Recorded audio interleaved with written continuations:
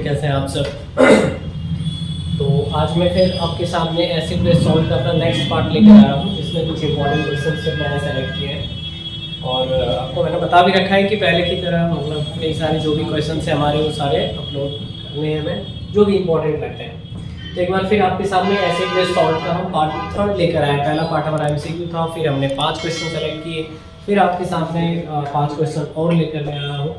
तो एंजॉय कीजिए हमारे सेशन का, और जहाँ भी दिक्कत हो आप हमें कमेंट बॉक्स में कर सकते हैं कि क्या कोई प्रॉब्लम है, कौन से चैप्टर का कराया जाए, ये सारी चीज़ें। तो चलिए हम अपने लेक्चर को स्टार्ट करते हैं।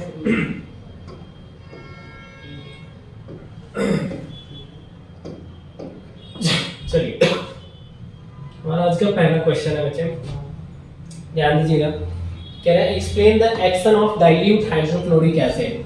आपको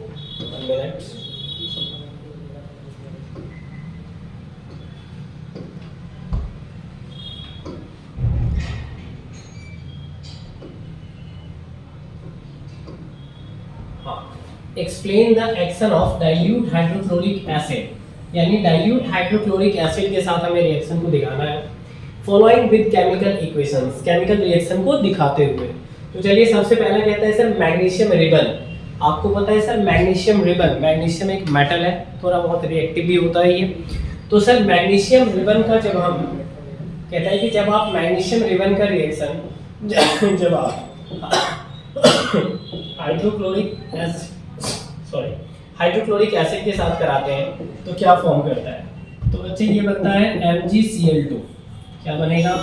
MgCl2, यानी मैग्नीशियम का क्लोराइड बनेगा और प्लस में आपको हाइड्रोजन गैस प्रोड्यूस करेगा। कौन सी गैस प्रोड्यूस करेगा? Hydrogen gas. सेकंड क्या है, सोडियम हाइड्रोक्साइड के साथ रिएक्शन कराएंगे तो क्या होगा? तो NaOH, सोडियम हाइड्रोक्साइड, आप जानते हैं इसे हम कॉस्टिक पोटेश के नाम से भी जानते हैं। तो जब आप इसका रिएक्शन HCl के साथ कराएंगे, डाइल्यूट HCl के साथ, तो आप जानते हैं सर ये स्ट्रॉन्ग बेस है और ये स्ट्रॉन्ग क्या है? एसिड है। तो आपको क्या देगा? सॉल्ट प्लस वाटर, यानी NaCl बनाएगा और प्लस में क्या बनाएगा? H2O बनाएगा। थर्ड आपसे कह रहा है क्रस्ट एक्सेल। बच्चे क्रस्ट एक्सेल जो होता है वो कैल्शियम कार्बोनेट का होता है, मतलब एग की जो आउटर लेयर होती है वो कैल्शियम कार्बोनेट की बनी होती है और काफ़ी हार्ड होता है। आपने पढ़ भी रखा होगा चौक, मार्बल्स, टाइल्स, ये जो एग क्रस्ट के टॉप मोस्ट पार्ट होते हैं ये सारे, या एक्सोस्केलेटन ऑफ एक्वेटिक एनिमल्स, इनकी जो बॉडीज होती हैं वो सब किसकी बनी होती है? कैल्शियम कार्बोनेट की बनी होती है। तो यानी कि बच्चे आपसे कह रहे हैं इनडायरेक्टली सर कैल्शियम कार्बोनेट का आप रिएक्शन करा दो, किससे? HCl से करा दो। तो बच्चे क्या बनेगा? तो बन जाएगा आपका CaCl2, कैल्शियम का क्लोराइड बनेगा सर। और क्या बनेगा सर? तो कार्बन डाइऑक्साइड गैस रिलीज होगी। और क्या बनेगा सर? तो वाटर का फॉर्मेशन होगा। यानी ये 3 रिएक्शन को आपको दिखाना था बैलेंस करते हुए। बैलेंसिंग आप खुद कर लेंगे, होशियार है काफी। चलते हैं हम अपने अगले क्वेश्चंस की ओर। अब देखते हैं थोड़ा हमारा अगला क्वेश्चन क्या है। सेकंड क्वेश्चन आपके सामने ये रहा बच्चे, कह रहा है कि name the natural source of each of the following acid. इनका नेचुरल सोर्स कौन सा है, मतलब ये आपको मिलते कहाँ से हैं, कहाँ से मिलते हैं, कौन सी नेचर से। तो देखिए सबसे पहला है सिट्रिक एसिड।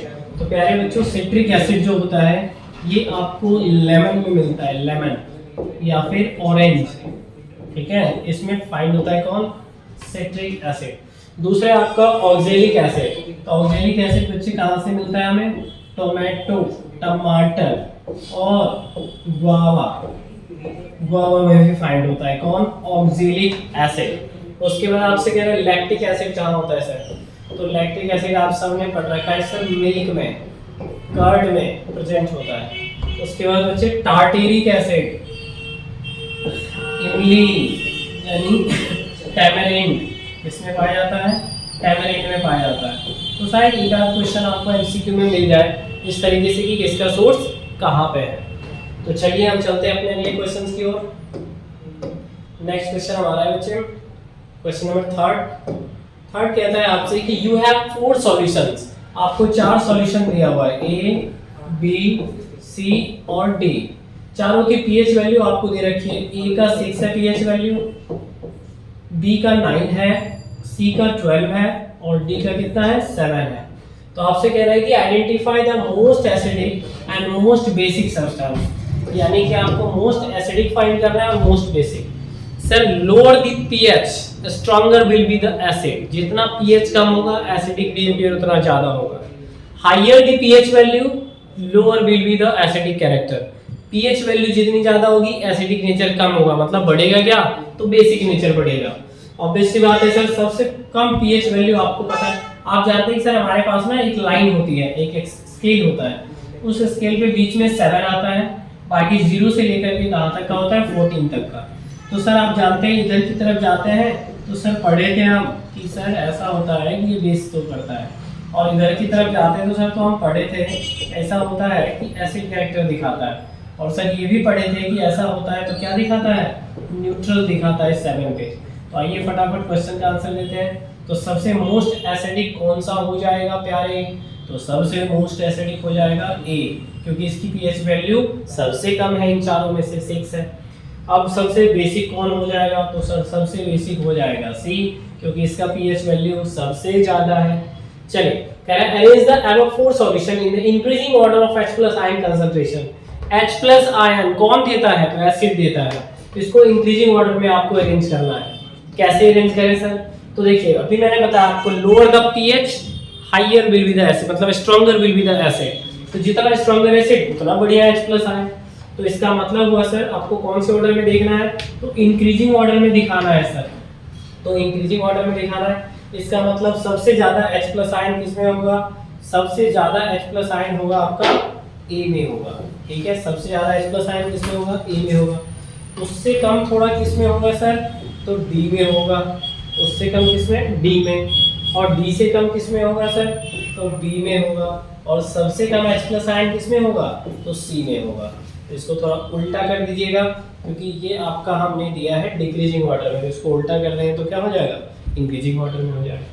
तो आई बात समझ में, चलिए ये मैंने H+ के अरेंज किया है। अपने नेक्स्ट क्वेश्चन की ओर चलते हैं हम। क्वेश्चन नंबर 4, क्वेश्चन नंबर 4 ये कहता है, क्या से देखिए, क्वेश्चन नंबर 4 ये कहता है बच्चे, choose the strong acids from the following, इनमें से कौन सा स्ट्रॉन्ग एसिड है। तो चलिए सबसे पहले CH3COOH को देखते हैं। आपको पता है कि सर ये CH3COOH कैसे टूटता है, तो आप कहेंगे सर CH3COO- और H+ में टूटता है, और बहुत थोड़ा बहुत टूटता है, मतलब ये वीक एसिड है। कैसा एसिड है ये वीक एसिड के अंदर आता है, तभी तो हम इसको डेली लाइफ में यूज भी करते हैं। उसके बाद है आपका H2SO4, H2SO4 कैसे टूटता है सर, तो आपको बताया था मैंने सर 2H+ और SO4 2- में टूटता है और कंप्लीटली आयोनाइज होता है, मतलब ये स्ट्रॉन्ग एसिड है। कैसा एसिड है, स्ट्रॉन्ग। उसके बाद आपने देखा H2CO3, इसको भी तोड़ के दिखाना है कैसे टूटता है, तो 2H+ और CO3 2-, मतलब एक ऐसा मिनरल एसिड जो वीक होता है, ये एक्सेप्शन है, इसको आप अच्छे से दिमाग में रख लीजिए सर। H2CO3 को एक ऐसा मिनरल एसिड होता क्या है, mineral acid, but mineral acid के साथ साथ क्या है, ये वीक एसिड है। बाकी हम जानते हैं कि सारे मिनरल एसिड स्ट्रॉन्ग होते हैं। अब ये HNO3, ये भी एक स्ट्रॉन्ग एसिड है, ये भी एक स्ट्रॉन्ग एसिड है। टूटता कैसे सर, तो H+ में और NO3- में टूटता है। तो आपको समझ आया होगा ये चीज। चलते हैं हम अपने अगले क्वेश्चंस की तरफ, फटाफट इसका स्क्रीनशॉट आप ले लीजिए। चलते हैं अगले क्वेश्चंस की तरफ। चलिए नेक्स्ट क्वेश्चन है हमारा क्वेश्चन नंबर 5, आज का लास्ट क्वेश्चन है। देखते हैं बच्चे कैसे सॉल्व होगा ये। कह रहा है a white powder is added to white baking breads, जो ब्रेड और केक बनाते हैं, ठीक है। आपने भटूरे खाए हुए हैं तो उसमें इसलिए वो सॉफ्ट और स्पंजी होता है, वही पढ़ना है इसमें। तो सॉफ्ट एंड फ्लफी बना देता है उसको, एक पाउडर मिलाते हैं उसको। तो right the name of powder, तो सर ये कौन सा पाउडर होता है, तो आपका आंसर ये होता है बेकिंग पाउडर। कौन सा पाउडर होता है, बेकिंग पाउडर। सर ये बनता कैसे है, मतलब किन किन चीजों से मिलकर बना हुआ है, तो आप ध्यान में रखिएगा सर कि एक कंपोनेंट होता है NaHCO3, जिसको आप कहते हैं baking soda, sodium hydrogen carbonate, और प्लस में जब हम इसमें मिला देते हैं टार्टेरिक एसिड, क्या मिला देते हैं, टार्टेरिक या फिर सिट्रिक भी मिलाते हैं, तो दोनों को मिलाने से इसका नाम हो जाता है बेकिंग पाउडर। बेकिंग पाउडर का इस्तेमाल करते हैं। तो सर ये करता क्या है, तो ये क्या करता है कि ये कार्बन डाइऑक्साइड रिलीज करता है, जैसे इसको हीट करते हैं तो CO2 रिलीज करता है। उस कार्बन डाइऑक्साइड की वजह से ये जो आपका केक है, ब्रेड्स हैं या भटूरे आप बनाते हैं, वो सारे क्या होते हैं, सॉफ्ट होते हैं और काफ़ी स्पंजी हो जाते हैं, फ्लफी हो जाते हैं। और दूसरी बात, ये टार्टेरिक एसिड क्या करता है, ये बीटरनेस को दूर करता है, न्यूट्रलाइज करता है बीटरनेस को, जिसकी वजह से सोडियम कार्बोनेट का भी यहाँ पे फॉर्मेशन हो जाता है। तो बीटरनेस को न्यूट्रलाइज करता है, यही इसका फंक्शन है। उसके बाद right the chemical reaction taking place when the powder is heated during baking. जब पाउडर को आप हीट करते हैं तो कौन सा रिएक्शन होता है वो भी आपको लिख के दिखा रहा हूँ। देखिए सर, जैसे हमारा कंपाउंड है NaHCO3 सोडियम बाइकार्बोनेट, इसको जब बच्चे हीट करते हैं तो आपको मिलता है Na2CO3 मतलब सोडियम कार्बोनेट एनहाइड्रस बिना पानी का, प्लस CO2 मिलेगा कार्बन डाइऑक्साइड जो अपना खेल दिखाता रहता है, और प्लस में क्या मिलेगा, H2O मिलेगा। इसी कार्बन डाइऑक्साइड की वजह से सारा काम होता रहता है। तो आपको समझ में आया होगा, ये क्वेश्चन कई बार पूछा गया है, इसको स्टार बना के नोट कर लीजिएगा। तो आपको उम्मीद करते हैं सारे क्वेश्चन समझ में आ रहे हैं। आज का यही हमारा 5 क्वेश्चन था। बाकी फिर हमारा नेक्स्ट पार्ट आएगा, उसमें भी हम 5-6 क्वेश्चन और ऐड करेंगे, ऐसे ही इंपॉर्टेंट क्वेश्चन। बाकी आप वीडियो को पॉज करके पीछे करके आप देख सकते हैं, सारे क्वेश्चन को सही तरीके से डिस्क्राइब किया हुआ है, और जहाँ कोई दिक्कत हो तो आप कमेंट कर सकते हैं। तब तक के लिए thank you so much and have a nice day.